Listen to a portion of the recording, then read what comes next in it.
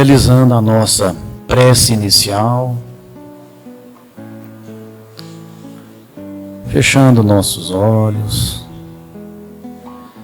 elevando o pensamento a Deus, a Jesus, entrando em sintonia com a espiritualidade superior, com os pensamentos elevados, que o nosso irmão palestrante na noite de hoje, Ismael, possa realizar a sua palestra, a sua conversa da melhor forma possível conosco. E agradecemos ao Pai a oportunidade de estarmos aqui mais esta noite, para que possamos buscar, através do aprendizado, das reflexões, do bate-papo, da palestra, melhorias para o nosso dia a dia, e agradecido, Pai, pela oportunidade. Que Jesus nos abençoe, muita luz, muita paz em nossos corações. Que assim seja, que Jesus nos abençoe agora e sempre. Boa noite a todos. Agradecer o Frederico, o André, o Fábio, que não está aqui hoje, pelo convite, pela chance, pela oportunidade de estarmos aqui refletindo sobre os ensinamentos de Jesus e da doutrina espírita. Agradecer ao Marcos também pela leitura e falar para ele o seguinte: a única hora que a gente tem que ser sem vergonha é a hora que está aqui na frente lendo. Então vamos lá. Nós vamos estudar um texto da Elizabeth de França, que está no Evangelho segundo o Espiritismo, cujo título é Caridade com os Criminosos. Antes de entrar no texto dela especificamente, que nós vamos pegar uns pedacinhos do texto dela, pedacinho por pedacinho, e fazendo algumas reflexões. Antes, porém, eu quero ir para o Novo Testamento e trazer algumas mensagens de Jesus que está correlacionado com essa temática dos criminosos, tá bom? Então vamos lá. Eu vou pegar. Nós vamos confrontar o ensino de Jesus com o ensino de Moisés. O ensino de Moisés era aquele que os judeus obedeciam na época que Jesus veio, E o ensino de Moisés já falava sobre os crimes e também sobre quem deveria ir a julgamento. Então vamos pegar aqui o que está na lei de Moisés. Se a gente for em Mateus, capítulo 5, 21, 22, nós vamos encontrar essa passagem aqui. Ouviste o que foi dito aos antigos: não matarás, e aquele que matar estará sujeito a julgamento. Então, o não matarás, ele é o 5º mandamento. Dos 10 mandamentos, trazidos por Moisés, o não matarás é um dos mandamentos, que é o 5º deles. Mas Jesus faz a introdução na conversa dessa maneira. Fala: olha, vocês ouviram que está escrito, que foi dito aos antigos: não matarás. Mas ele aprofunda o ensinamento. Eu, porém, vos digo que todo aquele que se encolerizar contra seu irmão estará sujeito a julgamento. E o que disser a seu irmão raca, será réu no conselho. E aquele que lhe disser és louco, merecerá a condenação do fogo do inferno. Vamos entender aí o que é se encolerizar, as palavrinhas que estão grifadas aí. O que é raca e o que significa a expressão és louco. Bem, se encolerizar é o mais fácil, A gente sabe quando a gente fica colérico, a gente fica com raiva, com ódio, às vezes violento, A gente xinga as pessoas, quando a gente se encoleriza, a gente perde a paciência. Enfim, a gente usa da violência verbal toda vez que a gente se encoleriza. Raca era uma expressão dita pelos judeus para desvalorizar as pessoas. falava-se raca cuspindo do lado. Então você viu uma pessoa que você queria humilhar, desprezar, você chamava ela de raca e cuspia no chão do lado. É uma forma de humilhar a pessoa, é uma forma de diminuir a pessoa, né? E quando você dizia és louco, vocês sabem que os loucos eram tratados na época do Cristo e até mais recentemente, até a Idade Média, faziam-se navios cheios de loucos para jogá-los em alto mar. A sociedade não queria as pessoas com desequilíbrio mental convivendo com elas, os chamados loucos. Então era comum, de vez em quando, partir um navio cheio de pessoas com desequilíbrios mentais para jogá-las em alto mar. E depois o navio voltava, sem os loucos. Então o louco era aquela pessoa que a sociedade discriminava, que a sociedade não queria que estivesse no meio social. Então, chamar alguém de louco é uma forma de exclusão. Tá? Então, eu vou agora na sequência. O encolerizar-se, então, significa ser violento com as palavras. O raca significa desprezar, humilhar o próximo, né? Era uma expressão que se dizia cuspindo do lado. E o louco é uma forma de discriminação, de exclusão do outro. Então, vejam só. Na lei de Moisés, quem ia para julgamento? Quem matava alguém. Só. Mas Jesus aprofunda, porque ele diz que o julgamento aqui, que é o julgamento da lei de Deus, ele vai mais além. Não é só quem mata que vai a julgamento. É quem é violento com o outro, né? É quem humilha o outro, é quem despreza e quer excluir o outro. Então Jesus dá uma aprofundada, porque para os judeus e para a lei de Moisés, o criminoso era só aquele que matava alguém. Jesus está dizendo, olha, não precisa matar não. Se fizer isso, isso e isso, já está infringindo a lei de Deus, né? Então ele aprofunda. Vamos seguir aqui ainda no Novo Testamento, porque a gente fala muito em paz, né? E a pergunta é, o que se ganha sendo manso e pacificador? Né? Porque parece que os violentos dominam o mundo e a gente não tem muito ânimo, né? Para ser pacificador e para ser manso. Mas será que é isso mesmo? Vamos trazer os ensinamentos de Jesus acerca disso, né? Ele já fala, bem-aventurados, isso está no sermão, né? Sermão da montanha.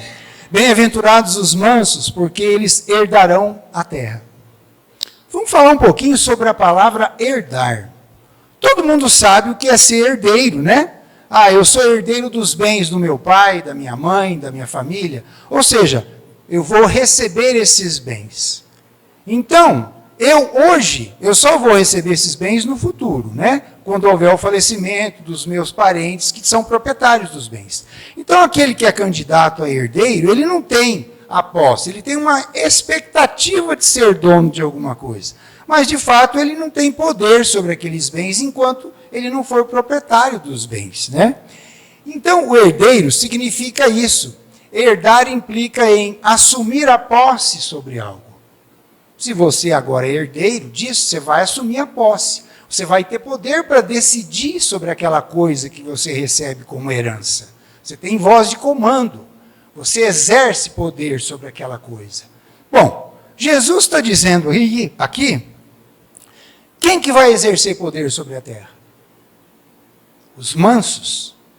E nós estamos numa fase de transição planetária que, aliás, a Elizabeth de França também trata, aqui num trecho que nós vamos ver do texto, em que os violentos não herdarão a terra.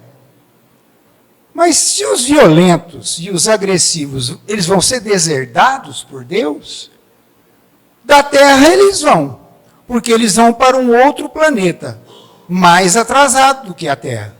E aqui ficarão os mansos. Por isso que os mansos herdarão a terra. Aquele grupo de espírito que já não é mais violento, que é mais tranquilo, que sabe conviver com o próximo, vai continuar se reencarnando na Terra.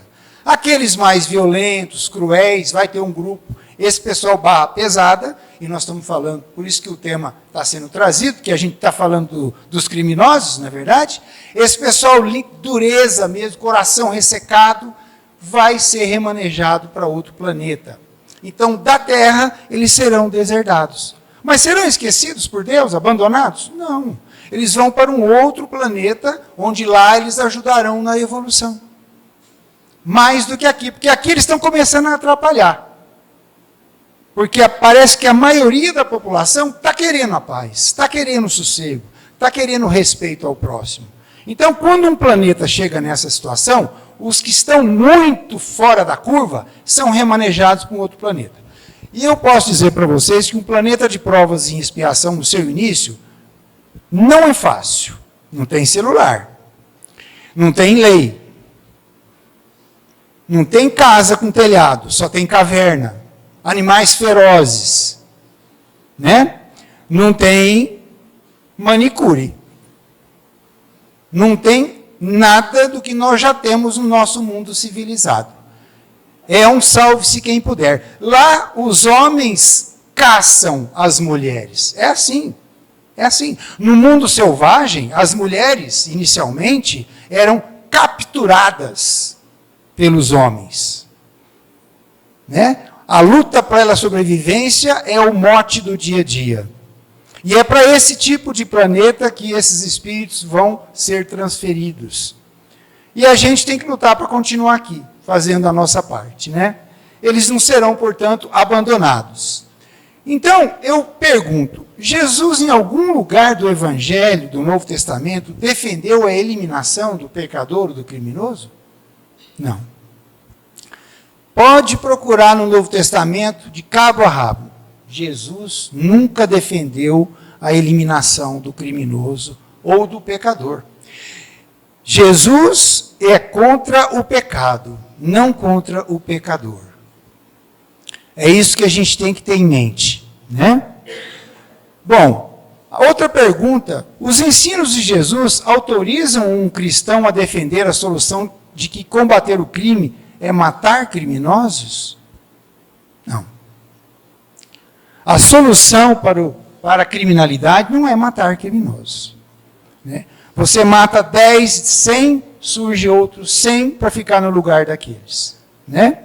Então, a solução não é a matança. A solução é a educação. Mas é claro que um criminoso precisa de uma educação dura. Ele precisa ser isolado da sociedade, muitas vezes. Ele não tem que ser tratado como um bibelozinho, ele tem que ser tratado com rigor, com severidade, muitas vezes, mas não ser eliminado, né? Então, vamos continuar aqui, que Jesus fala o seguinte: bem-aventurados os pacificadores, porque serão chamados filhos de Deus. Eu queria fazer uma diferença entre pacífico e pacificador. A pessoa pacífica é aquela que não se mete em confusão, que gosta de ficar quietinho no canto dela, que não gosta de briga, né? Que respeita o outro, gosta de ser respeitado. Está tudo bem, esse é pacífico. Agora, o pacificador. O pacificador é aquele que tem a proatividade de resolver um conflito. O pacificador é aquele que vai apartar uma briga, que entra na confusão para tentar resolver a questão de forma de bom senso, em que ninguém saia prejudicado. O pacificador busca a justiça. Então a diferença é que um é mais parado no seu canto, que é o pacífico. E o pacificador, além dele querer a paz, ele é proativo. Ele entra, ele vai ajudar a resolver as questões. Bom, feita essa introdução aqui do Novo Testamento, vamos entrar no texto da Elizabeth de França. Nós vamos falar um pouquinho de crime. Crime para a lei de Deus, crime para a lei dos homens. Bom, crime é toda transgressão, né? O que é que está no nosso Código Penal? Aquilo que está previsto que não pode ser feito, né? O que está tipificado no Código Penal, né? Matar alguém, roubar alguém, Está escrito lá no Código Penal. Né? Então, o que é transgressão, o que é crime perante os homens, nem sempre é crime perante Deus, e também muitas coisas que são crime perante Deus não é crime perante os homens. Então nós vamos transitar aqui entre essas duas naturezas do crime. Né? Vamos começar com o início da mensagem da Elizabeth de França. Deveis amar os infelizes, os criminosos, como criaturas de Deus, para as quais, desde que se arrependam, serão concedidos o perdão e a misericórdia, como para vós mesmos, pelas faltas que cometeis contra a sua lei. Então, ela começa falando que o criminoso é um infeliz. Por que ele é um infeliz? Porque a consciência dele, que é onde está escrita a lei de Deus, como a gente lê no Livro dos Espíritos, né? Que a lei de Deus está escrita na consciência de cada um, ela cobra os nossos atos errados. A nossa consciência cobra, mais cedo ou mais tarde ela cobra. Muitos podem pensar, mas tem criminoso aí que não tem dor na consciência. Realmente, ele pode passar, às vezes, uma vida inteira sem ter dor na consciência, sem sentir culpa, sem se arrepender. Só que nós temos que ter uma visão, que a doutrina espírita nos dá, é que nós somos espíritos eternos. Nós já tivemos dezenas, centenas de vidas. E vamos continuar tendo dezenas, centenas de vidas. Essa lei de Deus, uma hora vai fazer esse criminoso sentir culpa. E a hora que ele vier e ele se arrepender dos seus atos, é que a misericórdia de Deus vai atuar. Porque ele é um infeliz. Ou será que nós achamos que essas pessoas que cometem crimes estão levando uma vida boa? Elas estão em paz consigo mesmas? Estão usufruindo tranquilamente do que elas roubam, do dinheiro que elas roubam, das pessoas que elas matam? Elas não estão, porque a lei de Deus está escrita na consciência de cada um. Então, são seres infelizes. Então, Elizabeth de França já fala, olha, primeiro, considere que eles são infelizes. São criaturas de Deus, porém perdidas no caminho. Deus não criaria um espírito para que ele seguisse o caminho do mal e o abandonaria. Todos nós somos criados por Deus e estamos destinados à felicidade. É só uma questão de tempo. Aqueles que se adequam mais à lei divina encontrarão a felicidade antes. Encontrarão a felicidade mais rapidamente. Essa que é a questão. Não é uma questão de que o fulano vai arder no fogo do inferno. A gente não sabe que não existe esse negócio de inferno. A vida é uma só. Nós fomos criados por Deus, simples e ignorantes, com vida. E a partir dali a gente encarna, reencarna, desencarna num planeta, no outro, vai e volta para o mundo espiritual, para o mundo material e nunca morre. Por isso que a vida é uma só. O espírito nunca morre. Quando a gente dorme, a gente para de pensar. Nem quando a gente dorme, a gente não para de pensar. Morrer é que nem dormir. Nós só vamos estar em outra dimensão. Então, não pensem que os criminosos vão ter um fim, que Deus vai aniquilá-los. Eles são irmãos nossos, que escolheram um caminho equivocado e vão pagar o preço dessas escolhas. Todos nós pagamos o preço das nossas escolhas. Isso faz parte do processo de aprendizado. Inclusive, eu e a esposa tivemos 4 filhos. A gente fala muito isso para os filhos. Você faz as suas escolhas. Depois de adulto, você faz a sua escolha e paga o preço das suas escolhas. Nós somos responsáveis pelas nossas escolhas. Né? Bom, seguindo aqui. O primeiro passo para que a misericórdia de Deus entre em ação é o arrependimento. Sem arrependimento, não tem ação da misericórdia de Deus. Mas o que é a misericórdia de Deus? O indivíduo, eu me arrependi dos 200 que eu matei. Não, está tudo bem, agora você está salvo, já que se arrependeu. Não, não é isso não. Para a gente apagar o mal que nós fazemos, está escrito lá no Céu e Inferno, uma das obras de Allan Kardec, são 3 passos. Arrependimento, expiação e reparação. O arrependimento é o primeiro passo, né? Putz, o que eu fiz? Não devia ter feito isso. Me arrependo. Muito bem, me arrependi? Próximo passo. Eu vou ter que pagar as contas. Eu vou ter que colher o que eu semeei, que é a expiação. O que é a expiação? É eu experimentar a dor que eu fiz o outro passar, para sensibilizar a minha alma para aquilo, para eu ter certeza que aquilo é errado, que eu não vou fazer aquilo de novo. Então, se eu fiz o mal para alguém, aquele mal que eu fiz, ele vai voltar para mim. É da lei de Deus. Então, isso é castigo? Não. É para o Espírito sensibilizar, porque senão seria muito fácil, né? Ah, me arrependo. Agora, o Senhor, me libera aí. Eu me arrependo. Pronto. Não. A gente sabe que as palavras têm muito pouco valor na boca das pessoas. A gente fala que vai fazer regime todo dia, quase. Né? A gente promete que vai arrumar aquela bagunça lá que tem no guarda-roupa, no escaninho, sei lá onde, todo dia, e não faz.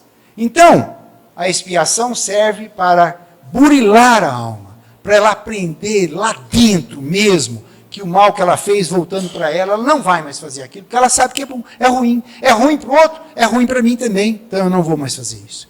E a reparação, né? A reparação é o quê? Ah, eu tirei a vida de alguém, tirei a vida do fulano, tá certo, você vai ter que devolver a vida para ele. Você matou o fulano, tá? Agora você vai ser pai dele. Você vai educar ele desde bebê, né? Você foi ingrato, então você vai ser o filho mais velho que não vai casar e vai ficar cuidando do seu pai. E o próprio Espírito pede isso, porque o sentimento de culpa bate de tal forma lá no plano, no plano espiritual, que o indivíduo ingrato, ele pede pelo amor de Deus, para ele vir na próxima vida, reparar o que ele fez para aquela pessoa que ele foi ingrato. Né? Quantos filhos ingratos para os seus pais, para suas mães, pede para reencarnar depois como aquele filho que não vai casar, não vai para lugar nenhum, vai ficar ali morando com a mãe e com o pai, para cuidar deles na velhice. O ingrato da vida passada volta pedindo para ficar com o pai na velhice, para cuidar dele. Para ele se sentir livre daquele mal que ele fez. Que depois que ele cuidou do pai daquele, que ele foi ingrato, que ele xingou, que ele agrediu na vida passada. Aí ele vem para cuidar. E depois que ele cuida, ele se sente melhor, porque ele quitou a dívida dele. Então isso é reparação. Reparação. E é claro que os criminosos todos estão sujeitos à reparação. Né? A nossa lei civil, o indivíduo mata um pai de família, ele vai para a cadeia, privação de liberdade, paga uma multazinha irrisória, e os filhos do cara que ele matou? E a esposa, que não tem mais o esposo? Como é que repara? Não repara. Mas a lei de Deus faz reparar tudo. Não escapa nada da lei de Deus, meus amigos. Nada. Porque ela é perfeita. Vamos em frente. E aí eu vou falar uma coisa interessante, porque eu percebi isso quando estava preparando o estudo para vocês. João Batista e Jesus, eles começam a pregação deles com a mesma frase. Vocês vão lá no Novo Testamento, vocês vão encontrar. Arrependei-vos, porque está próximo o reino do céu. Por que arrependei-vos? Porque o arrependimento é a primeira fase para que nós apaguemos o mal que nós plantamos, que nós sememos. É a primeira fase, para depois ter a expiação e ter a reparação. Tá? Eu estou demorando demais aqui. Vamos falar um pouquinho do grau de responsabilidade do criminoso? Porque cada um tem o seu grau de responsabilidade. Vamos incluir aí. Ó. A Elizabeth de França traz esse trecho aqui. Olha. Entendei que sois mais repreensíveis, mais culpados que aqueles aos quais recusais o perdão e a compaixão. Porque eles quase sempre não conhecem a Deus como conheceis, e lhes será pedido menos que a vós. Então ela está dizendo aqui que normalmente a gente recusa o perdão e a compaixão para com os criminosos. Mas ela está dizendo aqui que para eles Deus vai pedir menos do que pediu para nós. Uai, mas como assim? Por quê? Vejam bem, o contexto que não é oferecido a muitos criminosos. Quantos de nós aqui, eu começo falando de mim, Eu nasci numa família relativamente estruturada, né? Meu pai me deu escola, me deu possibilidade de estudar.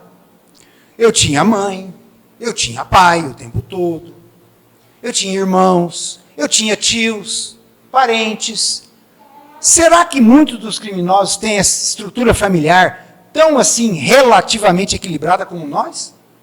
Como será que nós reagiríamos perante a vida se nós tivéssemos sido abandonados pelo nosso pai?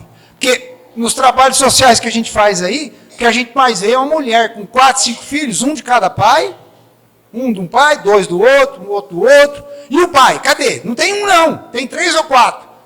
Caíram na capoeira, não tem nenhum ali junto. Não tem nenhum pai junto ali, com os filhos ou com a mulher. Imagina nós sendo criados. E os órfãos? E os que nem pai nem mãe não têm? Então, será que se nós estivéssemos sido submetidos a uma situação dessa, será que também não seríamos criminosos? Porque o contexto ajuda, né? Ué, eu tive pai, tive mãe, tive escola, tive carinho. Meu pai educou meu caráter, me ensinou o que era certo e o que era errado. Muitos criminosos não tiveram isso, não. Então, eles acabaram sendo levados pelas circunstâncias sociais. Então, a gente tem que dar... Por isso que ela fala do grau de responsabilidade, né? Vamos para frente. Roubar para sobreviver, porque estou morrendo de fome, tem o mesmo peso do que roubar só para enriquecer mais? Quem é mais culpado como criminoso? Quem rouba para comer porque está com fome? Ou quem rouba para aumentar a conta bancária? Eu não quero resposta de vocês, não. Isso é para vocês pensarem. Matar uma pessoa no calor de uma discussão, seja numa discussão de trânsito, seja numa discussão num campo de futebol, qualquer coisa. O que é mais grave? Matar uma pessoa numa discussão dessa ou matar milhares de pessoas lentamente porque eu sou um corrupto e roubei o dinheiro da saúde pública? Quem é mais culpado? Quem é mais criminoso? Vejam como que as coisas são. Então, nós temos que entender, e não podemos entender que o criminoso não é só aquele que normalmente aparece aí nos programas policiais da televisão. Tem muitos outros, né? E nós temos que ter paciência com todos eles, mas também rigor. O rigor da lei dos homens e o rigor da lei de Deus, né? E Deus não é omisso com os criminosos e cruéis, não. Tanto é que nós vamos ter uma transição planetária. A gente não pega o criminoso e não põe na cadeia para separar do convívio social, porque ele não sabe conviver em sociedade sem desrespeitar. Ué, mas a transição planetária não é isso? Não é pegar os criminosos, os cruéis, os maus e colocar num outro planeta? Que é meio como que isolá-los de uma sociedade que já está minimamente querendo a paz? Então, só que Deus não elimina o criminoso, mesmo porque não tem jeito da gente morrer, viu, gente? Esse não tem jeito da gente acabar com a nossa alma. Nós somos criados por Deus, somos seres imortais. Não tem jeito da gente sumir e virar nada. E Deus também não propõe fazer isso com os criminosos, muito menos Jesus, né? Eles só vão ter um tratamento mais rigoroso nesse outro planeta. Vamos lá. Crimes ou faltas leves? Aqui eu vou enumerar algumas questões em que, no nosso Código Penal, não é crime, tá? Mas será que é falta leve? Vamos lá? A Elizabeth de França traz o seguinte texto. Não sabeis que há muitas ações que são crimes aos olhos de Deus, mas que o mundo considera apenas como faltas leves? Vamos exemplificar algumas. Endereçar ódio a alguém, desejar o mal de alguém, é crime? Alguém vai preso por desejar mal para alguém? Odiar alguém? Não. Mas está lá registrado na lei divina. E o destino espiritual vai estar relacionado a esse tipo de sentimento. Humilhar alguém. Né? Se a gente vê a humilhação do cara que tem muitas posses, do rico humilhar a pessoa mais pobre, ou então do mais fortão, né? Humilhar o fracote, fisicamente falando, a gente vê isso. Quando a gente é criança, a gente vê isso demais na escola, né? Hoje tem nome isso, é bullying. Antes não tinha, na minha época não tinha, né? Mas isso gera revolta ou até gera baixa autoestima na pessoa que é objeto disso. Ele pode ficar revoltado, aquele que sofre a humilhação, ou ele pode ser uma pessoa muito tímida, com medo e gerar baixa autoestima. Muitos de nós têm baixa autoestima por causa de humilhações que a gente sofreu, às vezes, na escola, ou dentro de casa. Porque tem pai que humilha um filho em detrimento de outro. Tem essas histórias, né? Então isso gera marcas profundas nos nossos corações. Olha outra situação. Trair um parceiro amoroso ou um amigo. Alguém vai preso por trair? Alguém vai para a cadeia? Não vai. Mas isso deixa sequelas na outra pessoa? Deixa. Mas não é crime.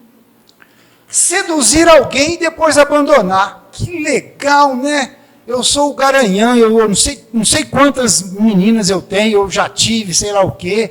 Ou a mulher que seduz o homem, né? Porque o homem, vamos dizer, o homem é um pateta, né? Vocês, mulheres, sabem disso.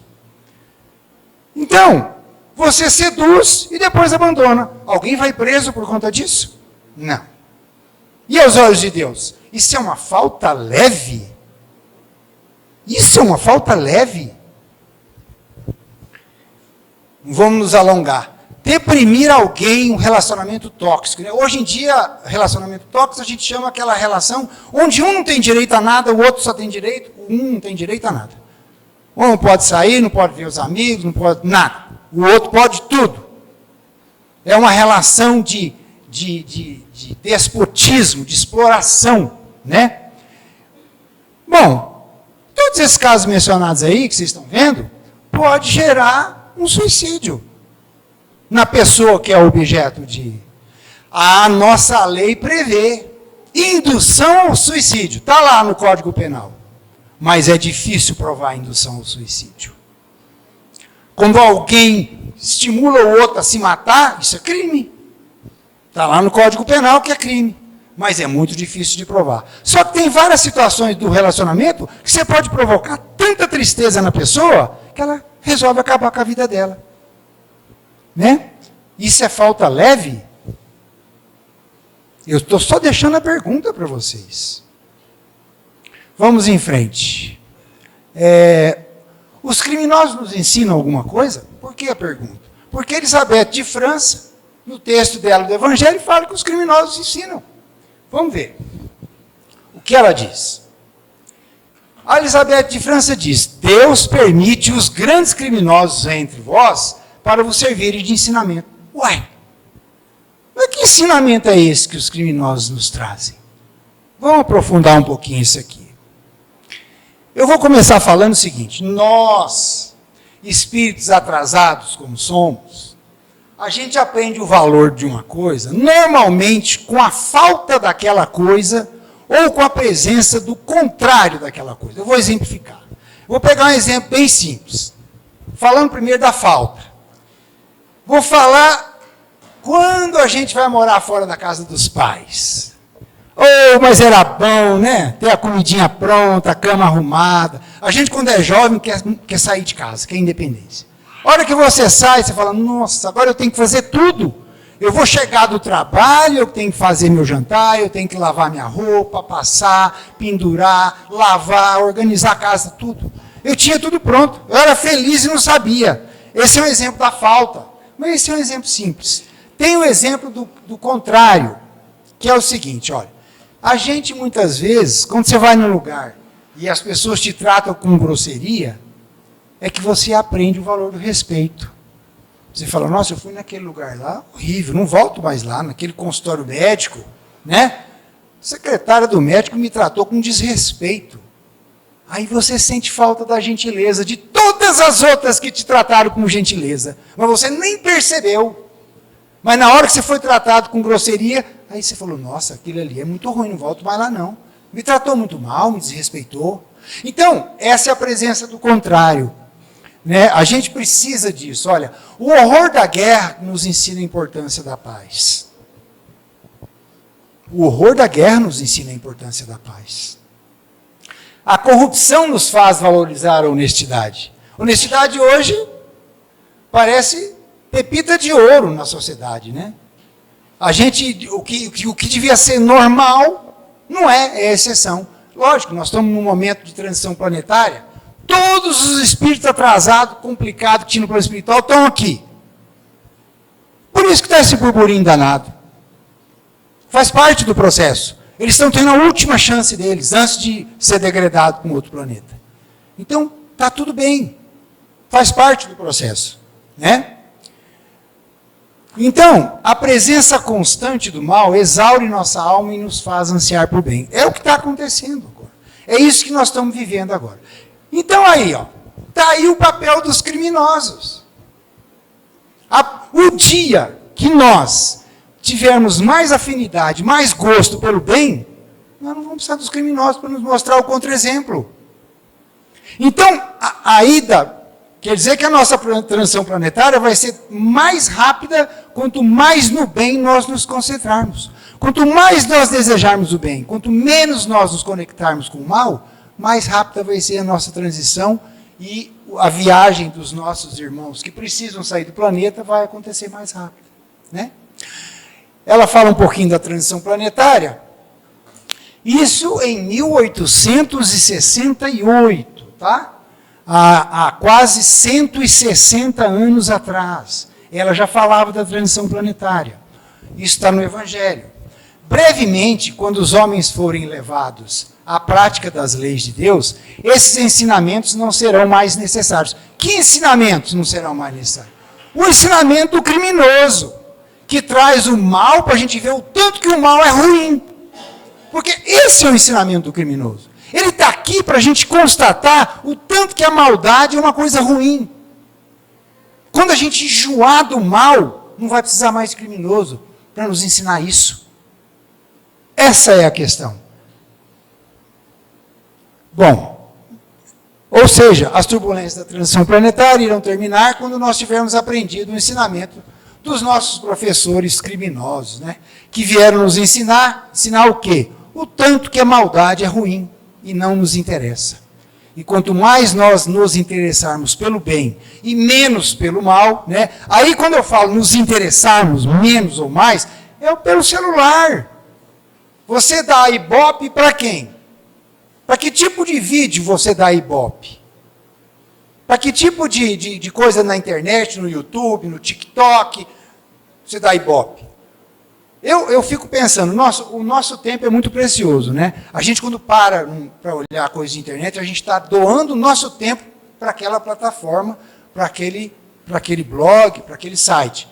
Gente, vamos ser exigentes, vamos doar o nosso tempo só para quem merece, né? E vamos nos ligar nas coisas boas. Porque enquanto nós estivermos nos ligando no mal, nós vamos estar atrasando a transição. Aí aqui eu já respondi, né, dessa pergunta, se os criminosos devem ser eliminados. A Elizabeth de França também trata disso, em 1868. Olha o que ela diz. Não deveis dizer de um criminoso. É um miserável, ele deve ser extirpado da terra. Não, não é assim que deveis falar. O que diria Jesus, vosso modelo e guia, se visse esse infeliz ao seu lado? Haveria de lastimá-lo e considerá-lo como um doente muito necessitado. Então, portanto, é evidente que o Espiritismo não concorda com a afirmação que bandido bom é bandido morto. A doutrina espírita não endossa essa afirmação.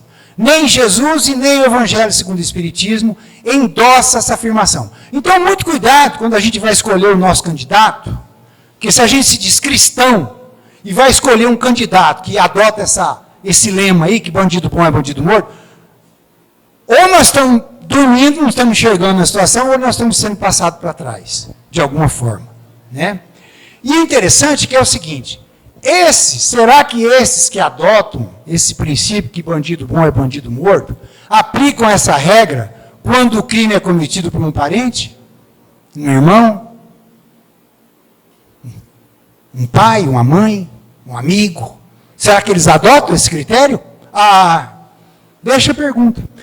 Para finalizar, nós vamos ver aqui, eu trouxe um conto para vocês, rapidinho, vou ler junto com vocês. É o caso do doutrinador Antonico, e um espírito criminoso. É muito interessante esse conto. Eu vou contextualizar. Ele está no livro Loja da Alegria, é do Chico Xavier, e é um conto onde o Antonico é um doutrinador de sessão mediúnica. Aí tem o Gabriel, que é o médium, e aí o Antonico está lá doutrinando os espíritos e incorpora o espírito de um criminoso, que é o nosso assunto de hoje. E aí o Antonico está ali doutrinando o espírito do criminoso. Aí acontece algo imprevisto. Por isso que o nome do conto é Imprevisto. Então vamos ler juntos. Já encerramos. Imprevisto. A sessão seguia calma, harmonia e precisão. Antonico orientava a justa doutrinação.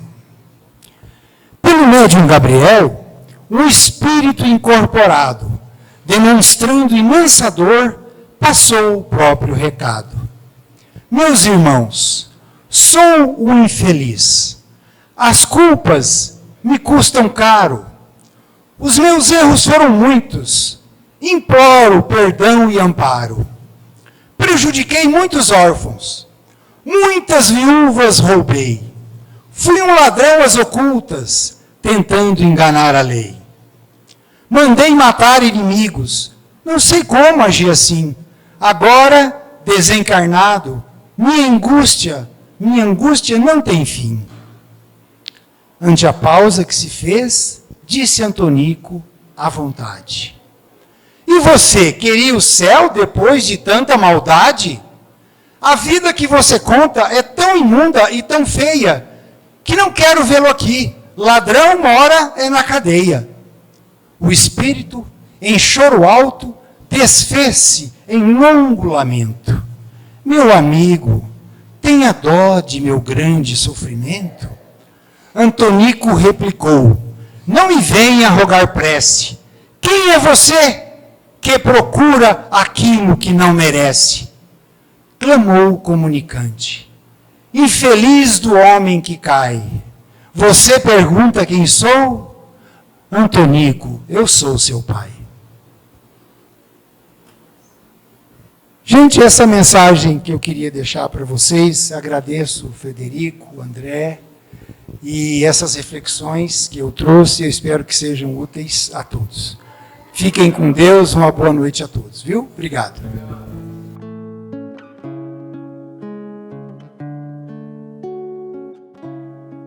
Levemos o nosso pensamento até Cristo, a esse mestre de coração grandioso, que entende e compreende a todos nós, nos conhecendo profundamente, sabendo das nossas qualidades, das nossas angústias, das nossas dores.